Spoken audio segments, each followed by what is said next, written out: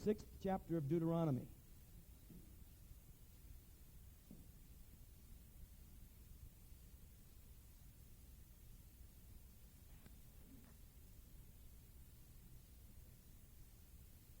Kevin, if you can get me any more monitor, I'd appreciate that. Thank you.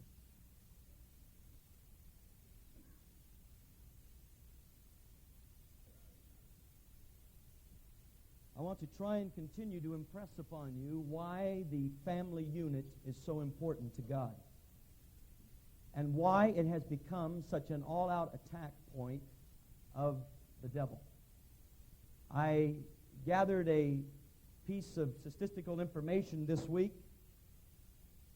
one that shocked me, and I think it will probably shock you, and that is that as a result of Satan's attack on the homes of America, in America today, only 7% of our people live in what is known as the normal family unit with a breadwinning father and a homemaker mother.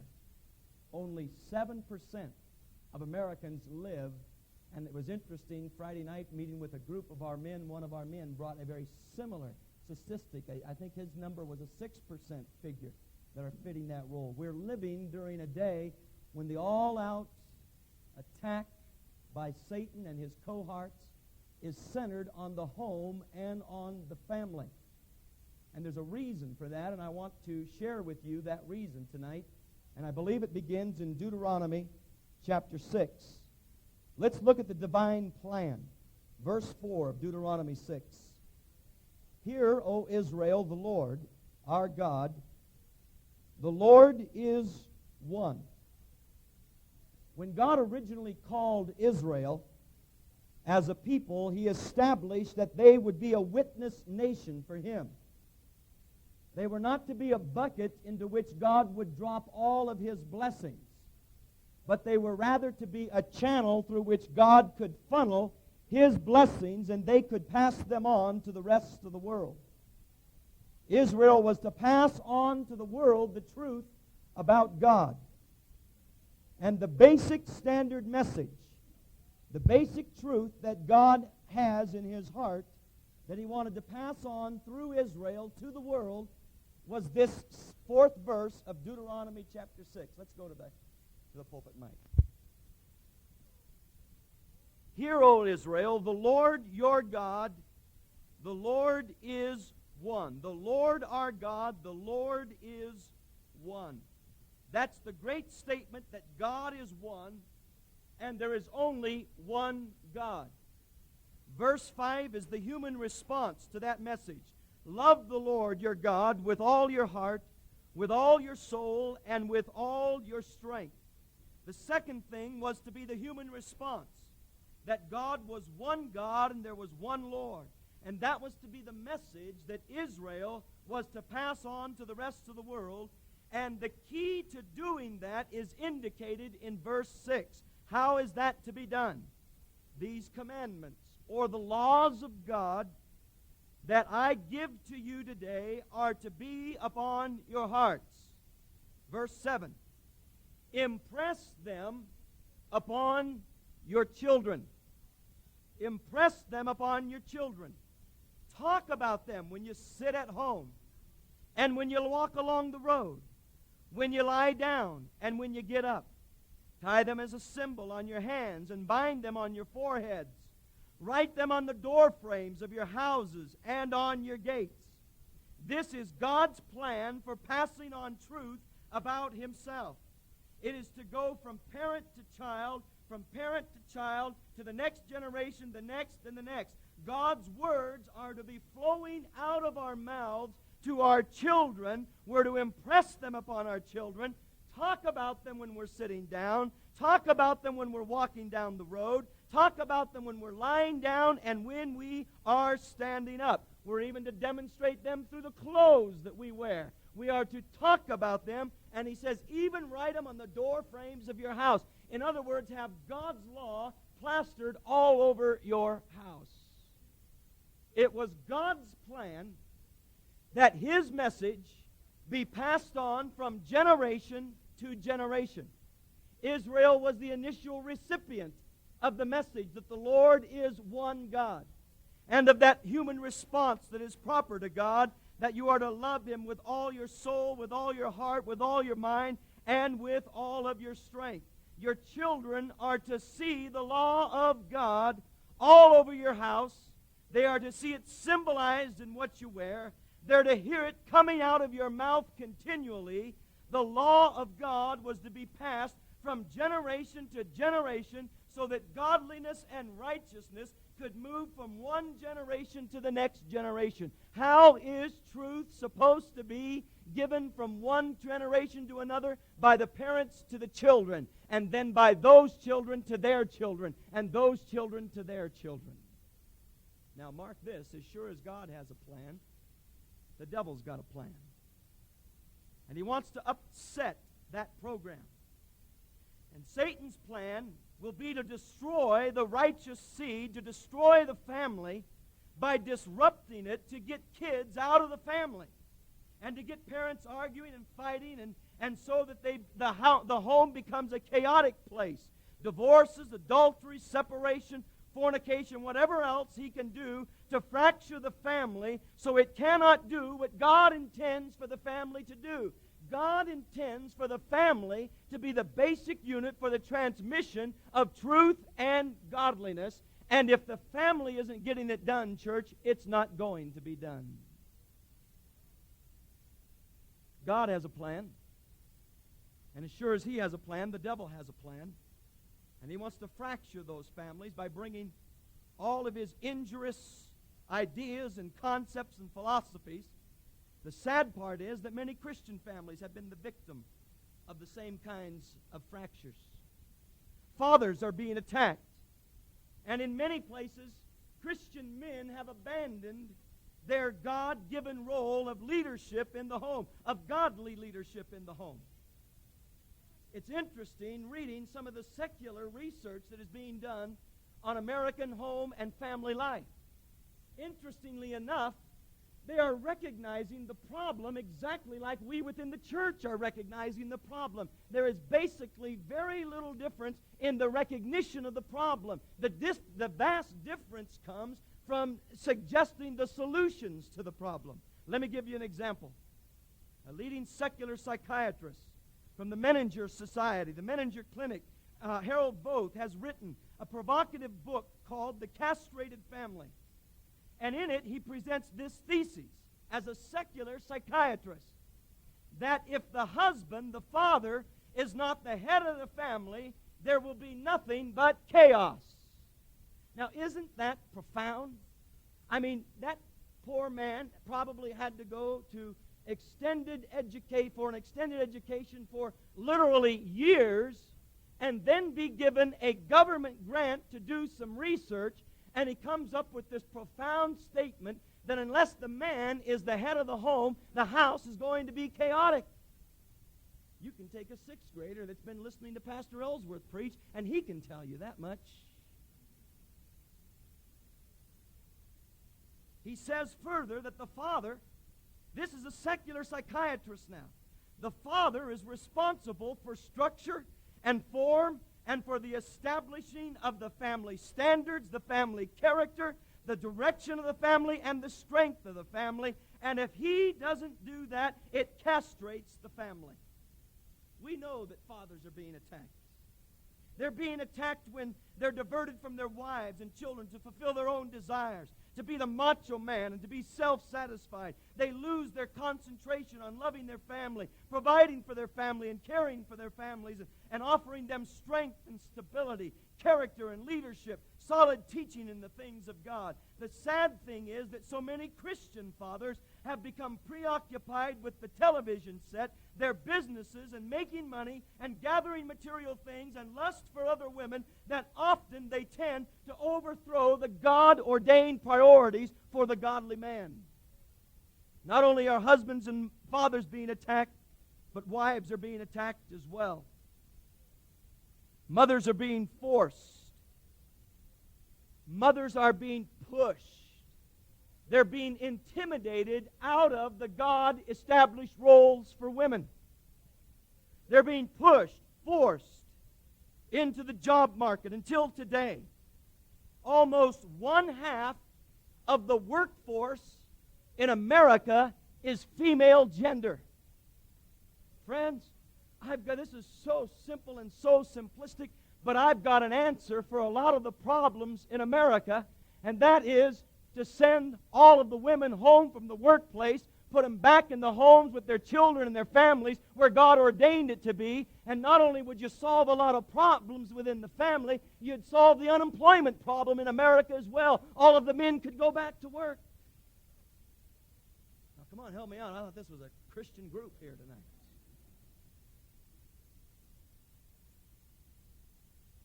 Oh, it just bugs me. I get so simplistic sometimes. 57% of the women in America with preschool children are working. 51% of women with children under 1 are already back at work. Nearly 60% of all children under 18 come home from school and there's no one at home. Women are intimidated out of the house. They're told in college, don't let yourself settle for being a homemaker. You're too good for that. Push yourself out into the world. And they become exposed to the temptations of other men and material things and worldly philosophies and worldly lifestyles. And quite frankly, I believe the failure on the part of mothers is really only the result of the failure on the part of fathers who give very little spiritual strength and character to their families. Many, many women are forced out of their God-ordained roles because they have husbands that have abandoned them. And just for the sake of survival, they are forced out of their role as a homemaker. We've spent a lot of time talking about the role of men and the role of women. But I want to take the last few minutes with you tonight and talk to you a little bit about how our children are being attacked in the world in which we live. David L. King in Psychology Today wrote, "Growing Up Faster," and he writes, and I quote, One major change is from the middle-class mothering. For a mother to work voluntarily while her children were young was once a sign of bad parenting, a rejection of the maternal role.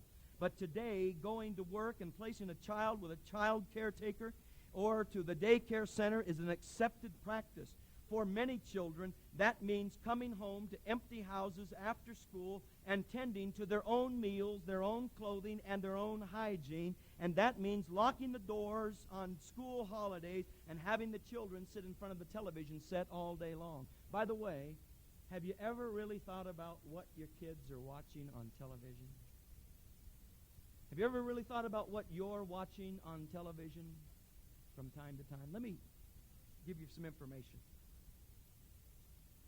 Our children, as they sit in front of that little box in our family, what we used to call family rooms, are sucking up a philosophy that is anti every value that you as a Christian parent probably want your children to be aware of.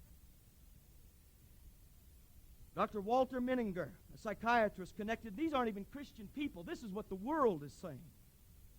Psychiatrist connected with Topeka State Hospital said, "We are raising a generation of violently aggressive women who are being formed through children's exposure to TV's fantasy female superheroes. For example, the Bionic Woman, Wonder Woman, Police Woman, Charlie's Angels, and whatever else." You know how old I am when you mention Charlie's Angels. All of these things are geared to shove the woman outside the normal understanding and comprehension of the woman's role in the family units. Unless you just think that's old-fashioned Pastor Ellsworth's own opinion. Another secular writer by the name of Ben Stein took several years of investigating and interviewing the forces behind television, the television executives, the producers, the people who write the scripts for television. And he came out with a book entitled The View from Sunset Boulevard. And the result of his book is that he basically says that the forces behind television are systematically attempting to overthrow traditional American values. And the number one tool they use is the situation comedy, because if you can laugh at it, you can get people to gloss over the real issues and get people to buy a whole new philosophy, and they just think it's funny. What's the program with the young guy lives with the two young little women? Three's Company. Just think about that. How many of you have ever seen Three's Company? You brave souls that would raise your hands tonight. I have too. If you just sit there and laugh at that, it's very easy to laugh. But do you understand a philosophy that is being pumped into the minds of the children in your home as they watch the acceptable lifestyle of a young single male living with two single females in the home and everything else? And that's just one example that I am using tonight.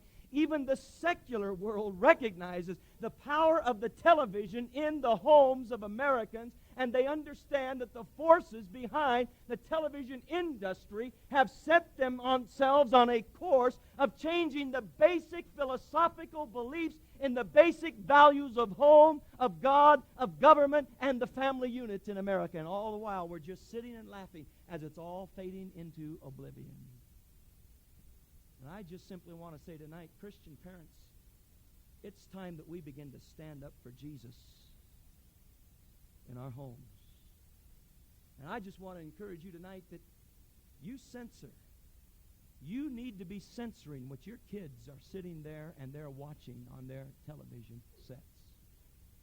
I think one of the major curses of our generation perhaps is the video recording machine, where we can bring any kind of movie that you can possibly think of into our homes, and if the kids need to be taken care of, you just give them a video and say, go in the other room, and just, you have no idea what they're watching many times. But the forces behind that have set themselves on a course to undermine the traditional American values that we have known for 200 years. And you might be interested to know that while your children are watching television, alcohol is being used 10 to 1 to the next beverage, which is coffee. So whenever you see anybody drinking anything on television, the connotation is that 10 times to 1 for coffee, the second most popular drink on television, they are usually drinking alcohol. And according to the National Federation of Decency, 94% of sex depicted on television is sex outside of marriage. So while your children are watching TV, those values are being attacked. And believe me, the Saturday morning cartoons aren't immune, as they continue to promote to the young minds of American children the fantasy, super, not only female but male heroes. And the children are being educated by a television that represents a godless system and philosophy.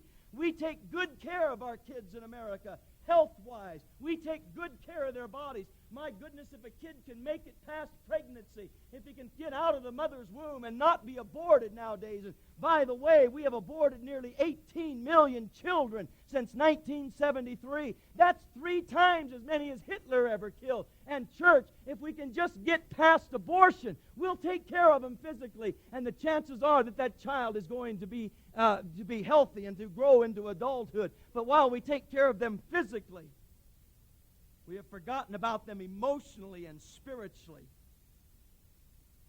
And really, in America, care for children is in sad, sad shape. Talk to some of the school teachers just in our congregation, and you'll find out what goes on in some homes in America and the heartbreaking stories they'll tell you about the conditions that children are living with. Let me give you some examples. I was shocked a few years ago to read the story. Maybe you read it too. I believe it was in Wisconsin. In my mind, I would think of Wisconsin as being one of the most conservative areas in the country that possibly you could live. But in the state of Wisconsin, the first case was brought to court where a family was divorcing their child. A family, a mom and a dad, were divorcing their daughter. They went to court and simply said, we can't get along, we can't take care of her, we can't handle her, and they were granted a legal separation from their daughter placed her in a state-run home, and now they pay child support for the state to raise that child. Children are being dropped off at daycare centers. Oh, you'd be shocked. You ought to just come down here some morning and watch as children are dropped off right here at our daycare center and the condition some of those children are in when they're dropped off. We have had kids show up with chicken pox all over their bodies, running temperatures, runny noses, fevers, temperatures, you name it. An estimated 1 million children live in foster homes, residential facilities, institutions, mental hospitals. 100,000 American children are in prison tonight. 6 out of every 10 children live in a broken home. 20 million children are being raised by a step-parent. Between 8 and 15 million children will become alcoholics. We know that because we know how many children will become alcoholics as a result of their mom and their dad being alcoholic. That's not even counting the kids that will become alcoholics whose parents were not alcoholics. 75 out of every 1,000 children, 7 to 11 years of age, are now receiving psychiatric help. Instead of raising children, we're indulging children. We spend annually $5 billion on toys, more than the gross national product of 63 nations in the world. The average age of beginning smokers has dropped from the age of 14 to 10. 1 million girls, 12 to 17, get pregnant every year, and that doesn't count the abortions. And the only group with increased births in America during the 80s was the age group of girls 11 to 14 years of age. 10 million minors have venereal disease, and 5,000 new victims contact some venereal disease every day. The greatest fear of those that are battling drugs today is the fear of what's happening among our children ages 9 to 11 with what they are beginning to do with drugs. You see, we're living in a generation, moms and dads, when our kids are being sold an anti-God philosophy. And we Christian parents can't stand around in indifference and expect them to turn out all right. Fighting against the encroaching evil system is a full-time job for American Christians. Fighting against the evil anti-God philosophies of this age is a full-time job for parents. And if I read God's Word correctly, it tells me that as a parent, I have a responsibility to have the law of God not only ingrained on my heart, but to teach the law of God to my children. Not to leave that up to the Christian school to do, not to leave that up to society to do, not even to leave that up to the church to do. It is my responsibility to teach my children the laws of God. Because if I don't, they're never going to learn them any other way. Very often, parents have failed. But thank God, God can restore us and forgive us. God can help us get our families back together. We simply need to understand the reality of what God is asking. The emotional and spiritual needs of children are not being met, and we're allowing the world to raise our children by allowing them to sit in front of the television and suck in all the filth and the garbage that the world wants to pump into them. Your child is dependent on you. You can't hire someone else to do what God established for the parent to do for those children. Oh, you can, but it won't turn out right. There are people who give themselves to being professional nannies, raising other people's children. I even saw ads while I was in San Francisco last week in the Bay Area, ads that read, "Rent a wife." I'm not sure what all of that meant, but that's what's happening in our society today.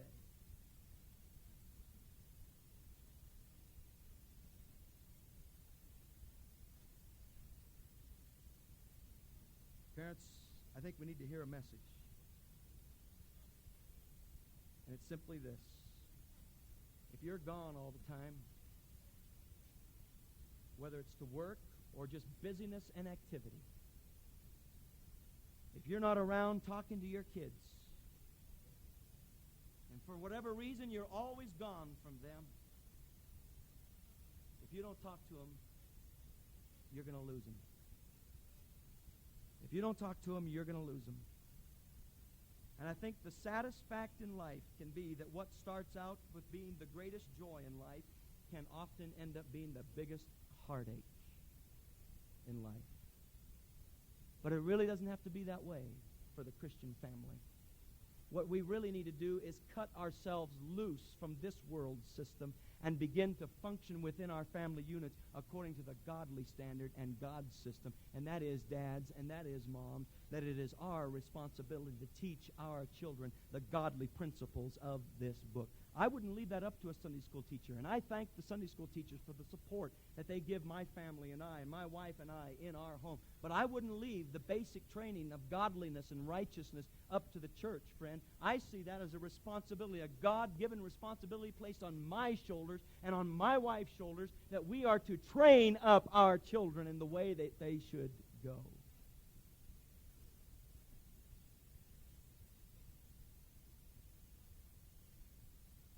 Some time ago, I was watching a nationally syndicated talk show, and interestingly enough, they were discussing the whole problem of families in America and marriage, and so it caught my attention. I sat and I listened, and amazingly, the secular world is saying one of the biggest problems we have is that there's nobody home for the children, that both parents are working full-time jobs, kids come home to empty houses, and they just have too much free, unstructured time on their hands. And on that particular show, they had one of the country's leading economists talking about the working woman in the home. And he basically, this was his thoughts, that basically in America, most women that are working, where the man is already working in the home, don't really have to work outside the home. And he gave some facts and figures. I don't remember them all, but after the extra taxes were paid, after the extra wardrobe was bought for the wife to work outside of the home, and the extra transportation and the meals outside of the home and the child care and all of the actual expenses that increase, on the average, the income is only up by 10%. And interestingly, he also said that because of the indebtedness of the family is usually increased, even that gain may ultimately be lost in the payment of additional interest on debts. And then this statement really floored me. He stated that the families in the United States carrying the largest unpaid debt are the families with both husband and wife working. That just blew me away. The families in America with the largest debt are the families where both husband and wife are working. You know what the case is? Generally speaking, in America, mothers have gone to work so that their families can have more material things. We've taken care of the bodies of our children, but we've abandoned them in America emotionally and spiritually. And there's no one left at home training them in the ways of godliness and of righteousness. Instead, they sit in front of a television screen, and there they gain an anti-God education that impresses their young minds. It's just kind of tough being a little guy nowadays, especially if your parents don't really care about your most basic of needs, and there's a lot of parents who fit that bill. Think about what you have going against you if you're a child. You have the curse of sin working against you that affects your whole family. You've got the evil, vile, godless, satanic system trying to castrate the family. And thirdly, and I want to take a moment to discuss this with you tonight, you have the emergence of humanistic philosophy that is trying to destroy the family. I debated on whether to do this tonight, but it's still early, and I just want to share some information I gathered this week with you. I want to talk to you for a couple of moments about the emergence of the humanistic philosophy in America. I think that most of us here would be shocked if we drove a few miles to the Boulder campus of the University of Colorado and we just walked into some philosophy and sociology classes and just sat down and listened to what they are teaching the young, brilliant minds of America today. A number of years ago, I was asked to come to a psychology class at a local junior college in the area where I was preaching and where I was pastoring, and come to them and speak to that psychology, I believe it was a psychology class, talk to them about what I, as a preacher of the gospel, thought the real basic important values in America were. And I knew that I was being set up, and I was going in, and I was going to be speaking to a hostile group of people, that they were not going to agree with what I said. So I basically went in, and in my introduction, I simply said, what I've got to say this morning will mean absolutely nothing to any of you unless you know the Christ that I know, unless you have a personal relationship with the God that I have a personal relationship with. And the values that I'm going to talk to you about today are not the values that I've dreamed up or the philosophy of any man that I have just worked out somehow, have fallen into my lap. They are values that I believe God has revealed from His sovereign position over all of the universe, that He has made them known to mankind. And unless society operates under the system of God's philosophy of what true values are, the philosophy is headed for a dead end. The society is headed for a dead end street. And by that time, I had some of their attentions. And they listened for the next several moments as I had an opportunity to share with them what I considered to be real values in America. We'd be shocked at the things that are being taught to the brilliant minds in America today. F.M. Esfandari, I don't know if I'm pronouncing that name correctly, it really doesn't matter. Known as one of the premier college lecturers on the college lecture circuit in America today, was recently quoted in an article in the Los Angeles Times that said his message to America's college-age population is that the world will reach a utopian position when finally we have eliminated families and there are no more parent-child relationships. His book is entitled Utopia Without Families. His thesis is, to free the child, we must do away with parenthood. Marriage must go. We must settle for nothing less than the total elimination of the family. And that philosophy is being propagated by many humanists, and their arguments are effective arguments in the minds of ungodly people. In April of 1978, President Carter issued an executive order proclaiming 1979 as the International Year of the Child in the United States. And immediately we all thought, good, our children need some help. Well, listen to some of the philosophy behind that. The International Year of the Child recognized the 20th anniversary of the Child's Bill of Rights, which was established by the United Nations Educational, Scientific, and Cultural Organization, UNESCO, in 1959. Many people thought, great, children need some help. The philosophy behind that idea, however, was as satanic as everything else attacking the home.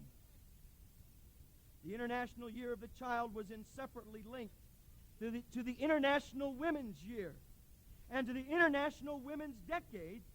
The years from 1976 to 1985 were designated as the Decade of the Woman. Betty Friedman, a prime intellectual mover in the women's liberation movement, commented on a conversation she had at the World Conference for Women in Mexico City. And I quote, "I had a curious luncheon invitation from a woman involved with an old-time communist women's group. They said, did I know, by the way, it was they who introduced the resolution to make 1975 International Women's Year. So the whole concept in its very birth and beginning was atheistic, socialistic, and humanistic in its roots. The International Year of the Child, the International Women's Year, the International Women's Decade are all efforts toward socialism. One ultimate end of socialism is to take children out of the home and the family and educate them by the state. Why? Because if parents don't have their children, they can't pass on any righteous standards, moral values, ethics, religion, or political feelings. Parents can't pass on anything if they don't have their children. And if that's not anti-God, then church, I don't know what is. It's God's plan that godly parents pass on godliness to their children. And parents, we can't do that if we're not spending time with them and if we give them to the moral corruption that's coming into our family rooms over the television sets. Think, Pastor, why get all worked up over this? Why get all worked up over this? Because I don't know what kind of a world my grandchildren are going to ever grow up in, if indeed we're still around here. when this young man has grandchildren. I want you to think with me for a moment about the Child's Bill of Rights. This just blew my mind away. The Declaration of the Rights of the Child that the United Nations put out in 1959 seems so harmless on the surface. But when you see how it's being defined today, it's a different story. From their own writings, we discover some international social planners are trying to liberate children. 4 things that I want to draw to your attention that the Declaration of the Rights of Children want to liberate children from. Number 1, they want to liberate children from traditional moral values. And they write, the real solution requires a fundamental change in the value commitment and the actions of the persons who control the public and private sectors of common life, and especially the control of parents over children. They continue to write, daycare is a powerful institution. We can have children in a daycare program. We can have that child from the age of 6 months to 6 years for over 8,000 hours to teach him the values, the fears, the beliefs, and the behaviors we want them to learn. You can believe that those values, those fears, those beliefs, those behaviors, they will not be God's, church. Gloria Steinem said, by the year 2000, we will, I hope, raise our children to believe in human potential, not in the potential of God. And that's happening in America today. We're raising a generation of children believing in the potential of the human being and not really in the potential of what God can do in a human life. The Declaration of the Children's Rights also addressed the children's need of being liberated from parental authority. You remember reading a few years ago of a Seventh-day Adventist pastor whose daughter took him to court because her father forbade her from going to a dance, and that daughter was pulled out of that Christian home, and the judge said to the mother and the father, the only way she can come back into your home is that you let her do what she wants to do when she wants to do it. Some officials have said, we recommend that laws dealing with the rights of parents be re-examined and changed when they infringe on the rights of children. One of the things experts talk about is physical punishment. Someday, parents, you will not be able to spank or discipline your child. Humanist psychologist Richard Farson says we have to free children from the physical discipline that parents impose. We have to free them to vote. We have to free them to give them total sexual freedom. And of course, what he has in mind is homosexuality. Such people want to have a classless, sexless, godless, Christless society. Our children are always also going to be free when they're free from discrimination. It reads, the Declaration of the Rights of the Child reads, the child shall be protected from the practices which may foster racial, religious, and any other form of discrimination. The United Nations Declaration of the Rights of the Child, that protection has been interpreted to forbid Buddhist parents from teaching their children Buddhism and from teaching Christian parents their children Christianity concepts. Children would be removed from homes so that their parents would not have any influence of religion over them at all. They would be protected from the parents' religion. I ask you, in the light of Deuteronomy chapter 6, is that what God ever had in mind? No. God's mind, Christian mom and Christian dad, is that we impress the laws of God upon the hearts and the minds of our children. And finally, for children to be free, they must be liberated from nationalism and patriotism. Listen to this. A book prepared by UNESCO says that, quote, as long as the child breathes the poisoned air of nationalism, education in world-mindedness can produce only rather precarious results. As we have pointed out, it is frequently the family that infects the child with extreme nationalism.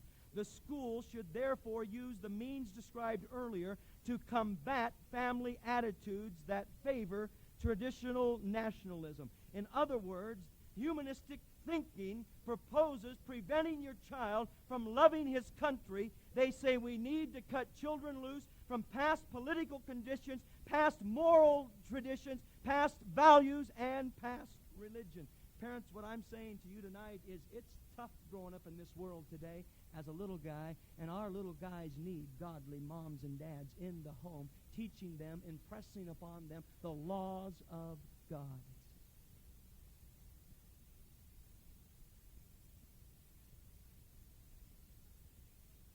1978, I think every pastor in America received a letter from Senator Orrin Hatch. I want to read you part of that letter. I've saved it. And this is what he said right off of the floor of the United States Senate. Do you believe children should have the right to sue their parents for being forced to attend church? Should children be eligible for minimum wage if they're asked to do household duties? I wish kids nowadays would settle for minimum wage. Do you believe that children should have the right to choose their own families? As incredible as this might sound, these are a few of the new children's rights laws that could become reality under a new United Nations program that we've just talked about, if fully implemented by the present administration. If radical anti-family forces have their way, this United Nations-sponsored program will become an all-out assault on our traditional family structure. For many years, the anti-family experts have been working night and day for an international conference on children and families that would help promote their destructive goals.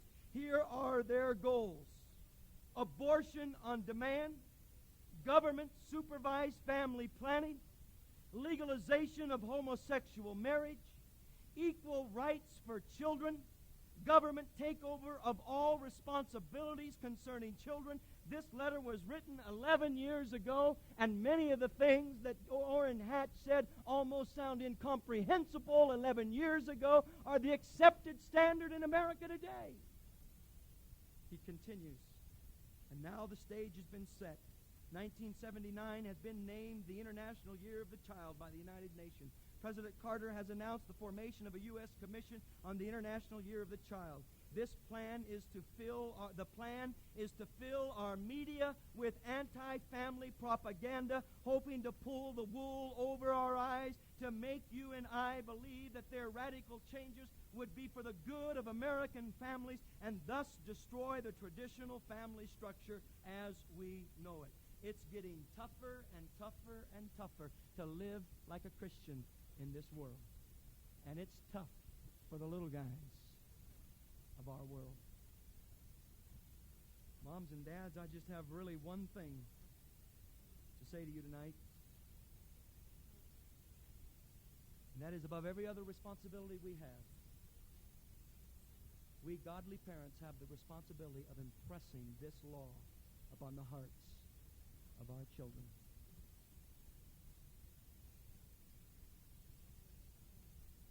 And I think that there are sensible ways that you can do that you will find your children will be very much open to God's law.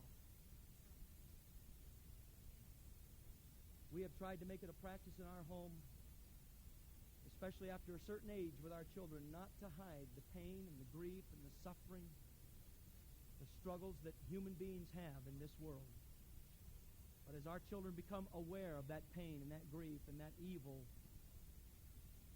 Kathy and I make it a point to take time with those children and sit down and talk to them about, honey, this isn't God's way. There's a better way than this.